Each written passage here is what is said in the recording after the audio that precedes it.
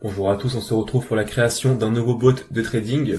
Aujourd'hui, on va coder en live de A à Z une stratégie en MQL5, tout comme la stratégie Red White Red. Cette stratégie a été trouvée sur le site WH Self Invest, dont je vous ai mis le lien en description. Si vous formez au trading algorithmique, je vous encourage vivement à aller sur ce site. C'est un site francophone qui dispose de plein de stratégies de trading et qui l'explique très bien. Donc pour vous former, prenez une de ces stratégies et essayez de la coder. C'est exactement ce qu'on va faire aujourd'hui. Alors la stratégie du jour s'appelle le Daily DAX. Vous l'aurez compris, c'est une stratégie qui va trader le DAX 30. Pour avoir tous les détails, je vous invite à aller lire l'article. Pour être plus rapide, je vais vous présenter la stratégie avec un petit slide. Cette stratégie est assez simple, assez rapide à coder, et pourtant elle donne de très bons résultats en backtest. Alors comment elle fonctionne? Tout d'abord, elle n'ouvre au maximum qu'une position par jour. Cette position est ouverte à 13h30, et si la tendance est forte. Pour savoir si la tendance est forte, eh bien on va récupérer un indicateur qui est l'ADX. Si celui-ci est supérieur à 25, alors la tendance est forte. Pour savoir la direction de la tendance, eh bien on va simplement récupérer une moyenne mobile sur 10 périodes, et si le prix est supérieur à cette moyenne mobile, eh bien on va acheter. À l'inverse, si le prix est inférieur à la moyenne mobile, eh bien on va ouvrir un sell. Pour la fermeture, rien de compliqué, on ferme la position à 21h30.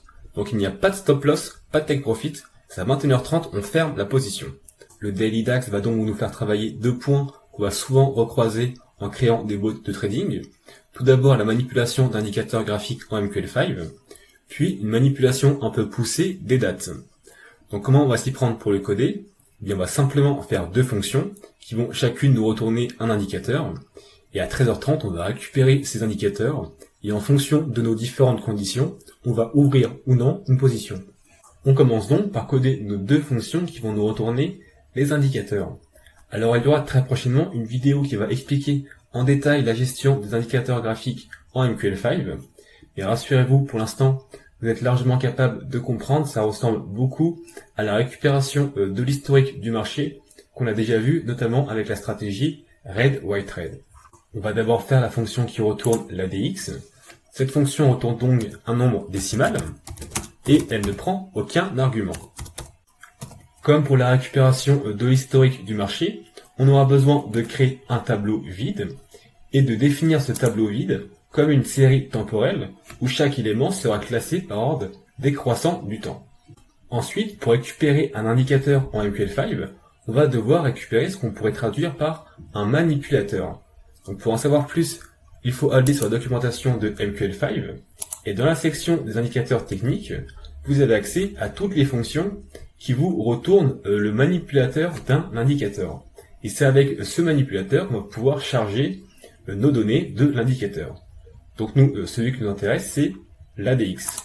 Donc la fonction iADX va nous retourner le manipulateur de l'indicateur ADX. Cette fonction, elle va prendre trois arguments. Tout d'abord, le symbole sur lequel calculer l'ADX. On va prendre le symbole du graphique actuel. Ensuite, la période de calcul. Donc notre période, c'est une période journalière. Puis le nombre de périodes. On va prendre classique 14 périodes. Ensuite, nous pouvons charger notre tableau avec les données de l'ADX. Pour ça, on appelle la fonction copyBuffer. Elle prend en premier argument le manipulateur de l'indicateur, puis elle prend en argument l'index du graphique de la courbe à récupérer. Parce qu'un indicateur graphique peut être composé de plusieurs courbes. C'est le cas par exemple des bandes de Bollinger, mais c'est aussi le cas de l'ADX. L'ADX est composé de trois courbes. Et c'est la première qui nous intéresse, c'est la main. Et pour récupérer uniquement celle-ci, il faut lui passer en argument l'index qui est 0. Donc on va récupérer le main, on met l'index 0. Ensuite on a la date de départ à partir de quand il faut récupérer les données. On veut les récupérer à partir de maintenant, on veut les plus récentes. Donc c'est également l'index 0. Puis on précise le nombre de données qu'on veut récupérer. Nous, il ne nous en faut qu'une seule, c'est celle actuelle. Puis on précise le tableau des données dans lequel charger nos données de l'ADX. Cette fonction copyBuffer, elle retourne un booléen. Elle retourne true si la fonction s'est bien exécutée, false sinon. C'est pour ça qu'on l'a mis dans une condition if. Mais si elle retourne true, ça ne veut pas forcément dire qu'on a bien des données dans notre buffer. Pour être sûr qu'on ait bien récupéré des données, on va devoir mesurer la taille de notre tableau. On va se servir de la fonction arraySize pour mesurer la taille de notre tableau, et si la taille est supérieure à 0, eh bien on va retourner l'ADX le plus récent. En cas de problème, on va retourner -1 pour pouvoir préciser qu'on a eu une erreur lors de la récupération des données. Maintenant, on va créer la fonction qui va nous retourner la moyenne mobile. Cette fonction va beaucoup ressembler à celle-ci. Elle va retourner un nombre décimal et ne prendre aucun argument. Tout d'abord, on crée un tableau vide qu'on va définir comme série temporelle, dont chaque donnée sera classée par ordre décroissant du temps. Ensuite, on récupère le manipulateur de la moyenne mobile grâce à la fonction IMA. Cette fonction, elle prend 5 arguments. Tout d'abord, le symbole sur lequel récupérer la moyenne mobile. Donc nous, on va travailler avec le symbole du graphique sur lequel on aura mis notre vote. Ensuite, la période de calcul. Donc on travaillera avec une période daily. Puis le nombre de périodes pour le calcul. On travaille avec 10 périodes passées. Ensuite, c'est le shift de la moyenne mobile. On met un shift à 0. Ensuite, c'est le mode de calcul. Donc là, c'est le mode de calcul simple arithmétique. Mais on pourrait, par exemple, prendre le mode de calcul exponentiel. Enfin, c'est le prix sur lequel calculer la moyenne mobile. On prend le prix de fermeture. Ensuite, eh bien, on copie nos données grâce à la fonction copyBuffer. Il n'y a qu'une seule courbe dans l'indicateur moyenne mobile. Donc l'index ici est bien à 0. On récupère la donnée la plus récente en partant de 0. On récupère qu'une seule donnée et on les copie dans notre tableau vide. On vérifie que notre tableau est bien des données. Et si c'est le cas, on va retourner la valeur la plus récente. Et en cas de problème, on retourne 1. On retourne -1. Maintenant qu'on a nos deux fonctions qui nous retournent nos indicateurs, on va pouvoir finir notre stratégie. Donc on va travailler dans la fonction onTick pour que notre code soit appelé à chaque nouveau tick. La première chose qu'on aura à faire, ça va être de récupérer l'heure actuelle pour savoir s'il est 13h30 ou 21h30. Alors pour manipuler le temps en MQL5, on a une structure qui s'appelle MQLDateTime et qui nous facilite grandement la vie quand on va vouloir manipuler une date en MQL5. Tout comme les indicateurs, il va y avoir une vidéo qui va rentrer dans les détails de MQLDateTime, mais on va commencer à s'en servir dès maintenant. Vous allez voir, c'est pas très compliqué.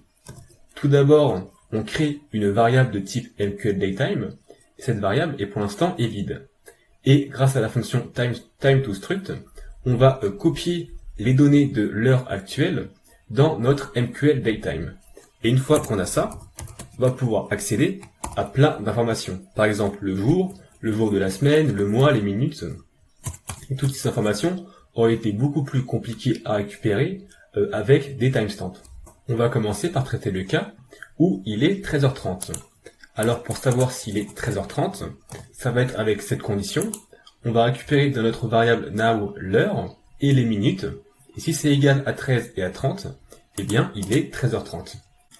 Ensuite, on ouvrira une position uniquement si on n'a aucune position d'ouverte et uniquement si l'ADX est supérieur à 25. Donc on écrit la condition suivante.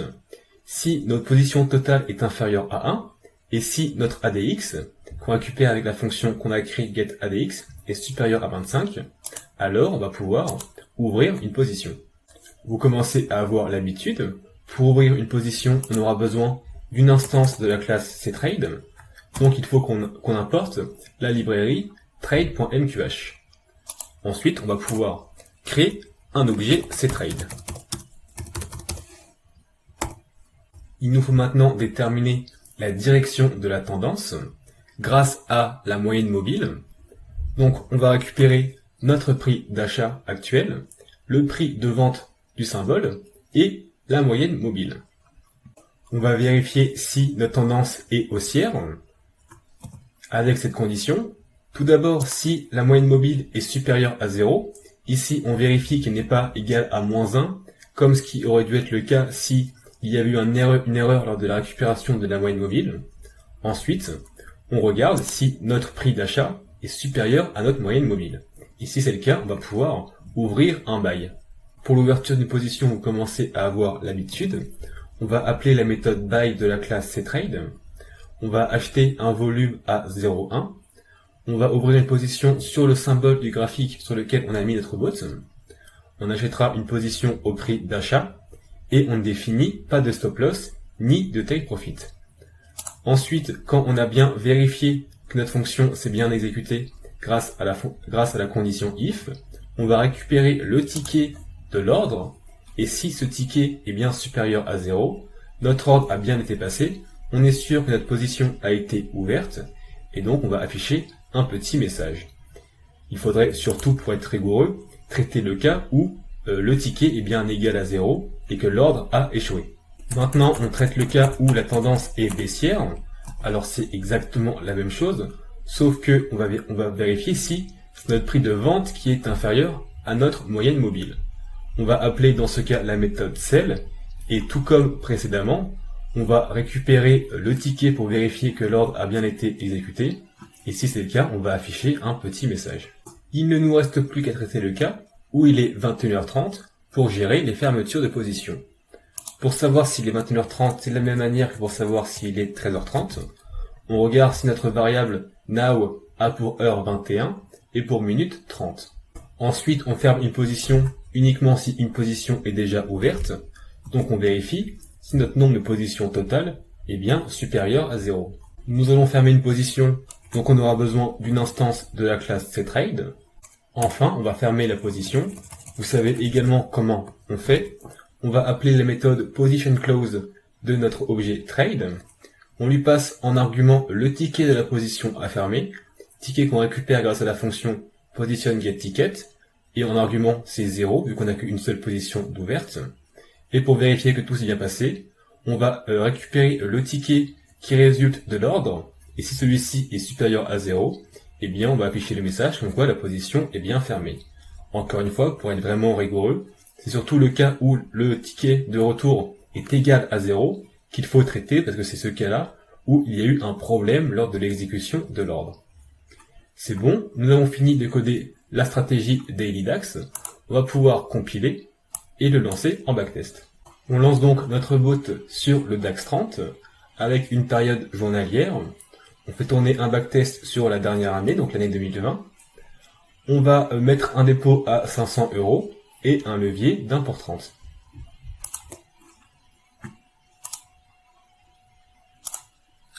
Notre première position a été ouverte ici. Si on vérifie bien, notre ADX est bien supérieur à 25,90 ici, à ce moment-là. Notre prix est supérieur à la moyenne mobile sur 10 périodes. La tendance est forte, la tendance est haussière. On a donc fait un achat qu'on a revendu le soir même. Si on va dans l'historique, on retrouve bien l'ordre d'achat qui a été passé à 13h30, puis l'ordre de vente qui a été passé à 21h30. Si on laisse tourner le backtest, on voit que les résultats ne sont pas trop mal pour l'année 2020. On va pas tout regarder, ça va être un petit peu long. Le backtest est terminé, on va pouvoir rapidement analyser les résultats. Tout d'abord, si on va dans l'onglet graphique, eh bien on peut voir l'évolution de notre compte. Donc déjà, on peut en conclure que les résultats sont assez satisfaisants, et surtout, on voit que on utilise vraiment une très faible part de notre dépôt. Ce qui veut dire qu'on aurait pu augmenter le volume pour gagner encore plus d'argent. Si maintenant on va dans l'onglet backtest, eh bien tout d'abord, on peut voir que l'historique sur lequel on a fait le backtest est assez de bonne qualité. On voit également que on a ouvert plus de 90 trades en 9 mois, et que parmi ces 91 trades, eh bien 60% ont été gagnants. Donc j'ai lancé un backtest sur tout l'historique de 2005 à aujourd'hui, et l'année 2020 est vraiment une bonne année. Les autres années ça marche assez bien mais pas aussi bien. Dans tous les cas, je vous rappelle qu'un backtest n'est pas suffisant pour valider une stratégie, et pour vraiment la valider, il faudrait la lancer dans des conditions réelles pendant 6 mois avec un compte démo par exemple. Voilà, c'est la fin de la vidéo, j'espère qu'elle vous a plu. Je vous rappelle que tout le code que j'écris est disponible sur GitHub dont le lien est en description. Si vous avez une stratégie, n'hésitez pas à la mettre en commentaire, je me ferai un plaisir de faire une vidéo comme celle-ci. Si cette vidéo vous a plu, vous pouvez poser un like, ça fait toujours plaisir. Et pour ne rater aucune nouvelle vidéo, vous pouvez vous abonner à ma chaîne YouTube ou bien me suivre sur Instagram, dont les liens sont aussi en description.